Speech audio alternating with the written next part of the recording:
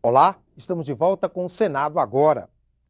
Em uma sessão que se estendeu por 12 horas, o Congresso manteve os 9 vetos da presidente Dilma Rousseff que estavam na pauta.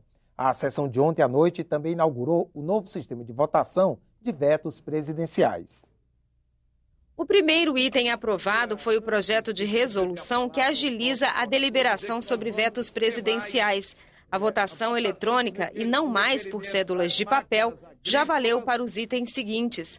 A base aliada se manteve fiel ao governo e conseguiu evitar a derrubada dos 5 vetos totais e 4 parciais editados pela presidente Dilma Rousseff. Entre os vetos mantidos pelos parlamentares estão: ao projeto que reduzia a contribuição previdenciária de patrões e empregados domésticos para 6% do valor do salário.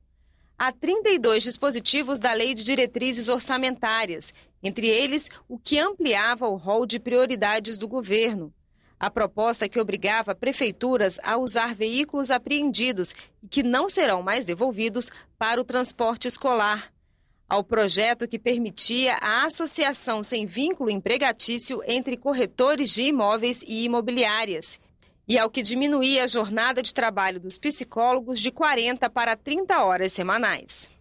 O mais polêmico foi o veto da presidente Dilma Rousseff ao reajuste de 6,5% na tabela do imposto de renda. Governo e base aliada fizeram um acordo que resultou na edição de uma medida provisória corrigindo a tabela de forma escalonada, com reajustes que variam de 4,5% a 6,5%.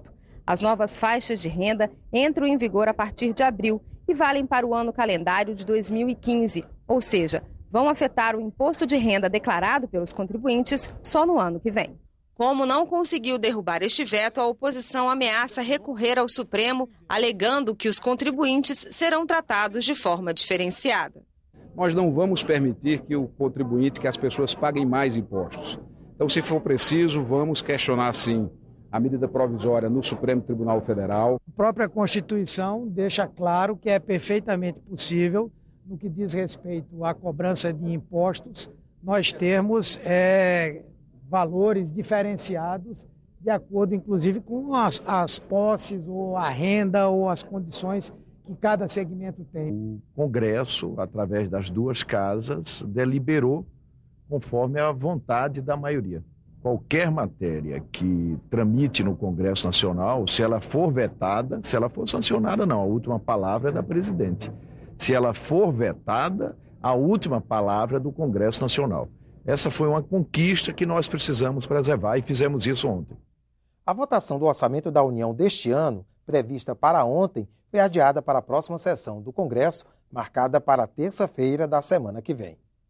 O presidente do Senado, Renan Calheiros, recebeu nesta manhã o relatório de atividades do Tribunal de Contas da União relativo ao ano passado. O presidente do TCU, Haroldo Cedras, entregou o relatório de atividades do Tribunal de 2014 ao presidente do Senado. A prática é rotineira, já que o TCU é órgão auxiliar do Poder Legislativo. O documento será encaminhado à Comissão de Fiscalização e Controle do Senado. O também ministro do TCU, Raimundo Carreiro, participou da audiência. O presidente do Senado recebeu convite para um seminário que será promovido pelo tribunal nos dias 25 a 27 deste mês sobre governança do solo. Nós queríamos também que esse debate fosse travado aqui no Congresso Nacional, por isso que o presidente Renan acolheu aqui essa proposta e esperamos contar com essa discussão também aqui no Parlamento Nacional. Esse evento é um evento extremamente abrangente. Aconteceu em Berlim o primeiro, que foi a primeira Semana Global sobre Solos, em 2013, e esse é o primeiro evento no CONISUL que vai tratar dessa matéria de maneira abrangente. A Comissão de Agricultura e Reforma Agrária discutiu em audiência pública os impactos do bloqueio das estradas para o agronegócio brasileiro. O prejuízo total em nível nacional causado pela greve dos caminhoneiros, estimado por secretarias estaduais e empresas, atinge R$1 bilhão. 200 milhões aí agora exemplificando com relação a abate de animais no Rio Grande do Sul, outro 120 aí medido pela OCEPAR, a Organização de Cooperativas do Estado do Paraná, com relação à produção de leite.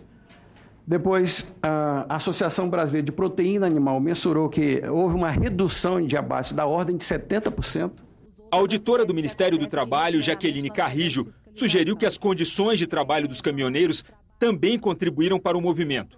O Brasil, infelizmente, é o segundo no mundo em acidentes de trânsito. Boa parte desses acidentes são acidentes do trabalho, envolvendo motoristas profissionais. Durante a audiência pública, representantes de empresas de transporte rodoviário, das cooperativas e dos próprios caminhoneiros apontaram os principais gargalos do setor e as políticas governamentais que, segundo eles, levaram os caminhoneiros ao movimento grevista. Algumas soluções foram propostas. Que o governo partisse para uma redução, pelo menos do PIS e COFINS, que hoje são 9,25% em cima do preço do óleo diesel, que é direto do governo federal, daria para fazer uma redução.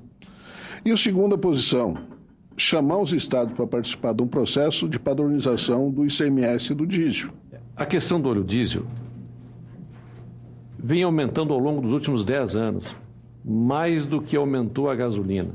Acho que nós devemos, senadora Amélia, eu vou propor isso. Eu quero, nessa nossa comissão ou numa outra comissão, com apoio dos senhores senadores, de nós fazermos uma audiência pública para falar com os motoristas mesmo.